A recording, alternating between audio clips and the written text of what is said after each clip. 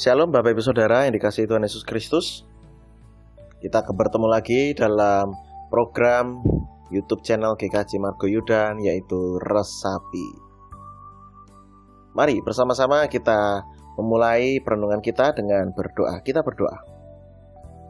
Ya Tuhan Allah kami, pada saat ini kami bersyukur Tuhan menjaga melindungi kami, dan saat ini kami akan belajar sedikit dari firman-Mu. Mari Tuhan Kau memberkati, sehingga apa yang kami baca, dengar, dan renungkan dapat menjadi kekuatan, pedoman dalam hidup kami.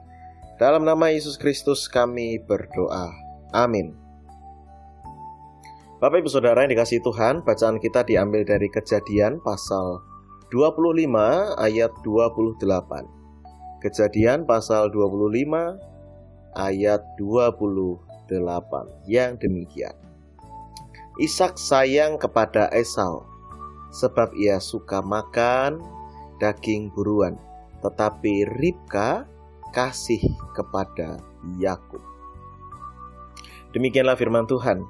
Yang berbahagia adalah setiap orang yang mendengarkan firman Tuhan dan yang melakukannya. Haleluya. Judul perenungan kita adalah Jangan Pilih Kasih. Bapak Ibu Saudara yang dikasihi Tuhan Yesus Kristus, yang namanya hidup berkeluarga itu tentu ada dinamikanya tersendiri. Dan dinamika itu bisa muncul baik dari dalam keluarga itu sendiri maupun dari luar keluarga. Dinamika yang muncul dari dalam keluarga diantaranya misalkan seperti perbedaan kemampuan anak pertama, kedua, ketiga, keempat, dan seterusnya. Kemampuan dalam hal ini adalah kemampuan akademik di sekolah, yang sebagai orang tua ingin membandingkan, tetapi di sisi lain sebagai orang tua juga menyadari bahwa hal tersebut bukan hal yang bisa untuk dibandingkan antara satu anak dengan anak yang lain. Mungkin juga dinamika yang lain adalah soal kebiasaan anak yang satu dengan kebiasaan anak yang lain yang berbeda walaupun dari rahim yang sama. Nah, Bapak Ibu Saudara, bacaan kita pada saat ini menceritakan tentang Esau dengan Yakub, saudara kembar, tapi yang berbeda, baik kebiasaannya dan sifatnya itu juga berbeda. Yang satu hobi berburu, yang satu anak rumahan. Nah, karena perbedaan kemampuan kebiasaan inilah, kemudian sang bapak atau Ishak lebih sayang kepada Esau karena suka makan daging buruan. Ribka, istri dari Ishak atau ibu dari kedua anak ini, lebih sayang kepada Yakub. Karena Yakub anak rumahan ya, mungkin suka bantu-bantu ibunya di rumah. Nah, dinamika dimulai dari sini Bapak Ibu Saudara, ketika ada pilih kasih dari orang tua kepada anak. Maka kemudian dari sinilah muncul rencana-rencana yang dimunculkan oleh Ribka, membuat bagaimana supaya hak kesulungan itu jatuh ke tangan Yakub, walaupun Yakub sebenarnya anak kedua.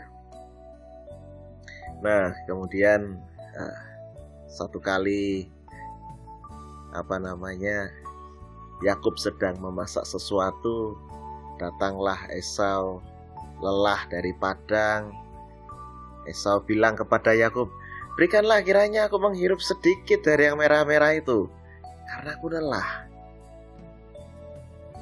Nah, tetapi Yakub bilang, "Juallah dulu kepadaku hak kesulunganmu." Nah, ternyata diberikan hak kesulungan itu, ditukar dengan masakan kacang merah milik atau yang dibuat oleh Yakub. Nah, Bapak Ibu Saudara, dari sinilah kemudian konflik keluarga ini muncul. Kemudian Esau marah kepada Yakub karena haknya sudah diambil, dan kemudian Yakub melarikan diri. Nah, mereka kemudian bisa akur ketika sudah punya anak, istri, keluarga besar, sudah bertahun-tahun berlalu, baru kemudian mereka akur Esau dengan Yakub ini. Jauh setelah ayah ibunya meninggal. Nah, Bapak Ibu Saudara yang dikasihi Tuhan Yesus Kristus, pilih kasih dalam keluarga itu mungkin bisa terjadi dalam keluarga manapun, keluarga siapapun, bahkan mungkin dalam keluarga kita. Nah, pilih kasih ini bisa memunculkan konflik di dalam keluarga, karena orang yang merasa dirinya kurang dikasihi atau merasa bahwa kok bapak lebih sayang sama, kok ibu lebih sayang daripada kepada saya, begitu ya. Itu akan memunculkan sakit hati, sehingga konflik ini bisa terpupuk dari situ. Nah, Bapak Ibu Saudara, sebisa mungkin bagaimana kita membangun relasi dalam keluarga itu dengan tidak melakukan pilih kasih. Memang betul, yang namanya anak itu pasti kemampuannya beda-beda.